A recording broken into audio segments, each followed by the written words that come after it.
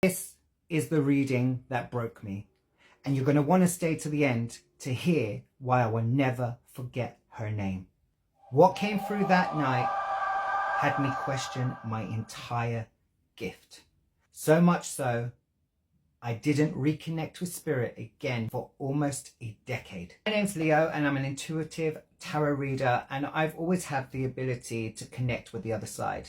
Now, I can't always control how and when it comes through, but when it does, I feel it deep. This is the story that changed everything for me. They're here. I was at a house party with some friends, you know, just chilling, nothing too serious.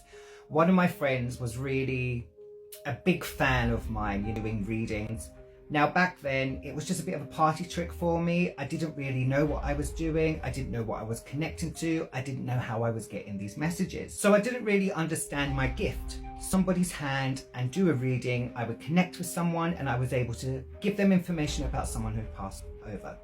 I'd done a few readings for a few people. Everybody was amazed. I was shocked myself. And then I got to this one lady. And I was reading this lady's hand. I connected with someone and I said, "Oh, who is this Ava?" And they're like, "Oh, I don't know anybody called Ava." I said, "But this person's coming in strong."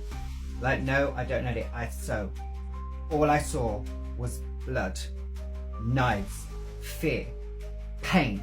And I was feeling all of this from Ava. Ava was giving me, I was feeling every emotion she was and the fear. I pulled away and I said, "That's it. I'm not going to read anything else, because if this is not connecting with you, I can't put myself through this." I was so shook. I just couldn't get these images out of my head. This person made me live what they were going through. And I just kept having these flashes in my head and I could not get them out of my head.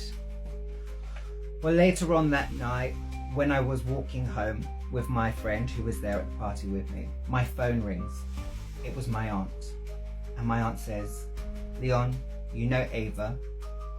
And I was like, "Which Ava?" And then she says, "Tom's cousin Ava." I'm like, "Oh, yeah, yes."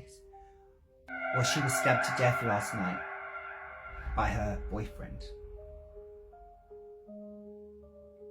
Me and my friend were like, "What?" So at the time Ava was being murdered, I was feeling that connection. And I didn't know why she was coming to me. I was really shook. My friend was really shook. How did this happen? I don't understand what was going on.